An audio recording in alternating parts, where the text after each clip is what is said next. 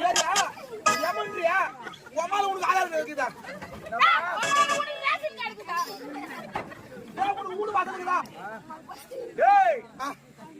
சரி அதுவும் விட்டுறா உனக்கு பேங்க் புக்கு இல்லைன்ற உனக்கு பேங்க் கார்டு இருக்குதா இதா கேடா உமா இருக்கிற பாய் சரி அது விடு உமால உனக்கு ஏழு வேலை கிடக்குதா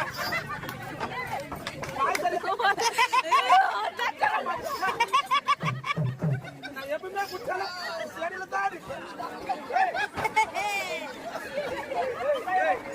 செடியில தாடி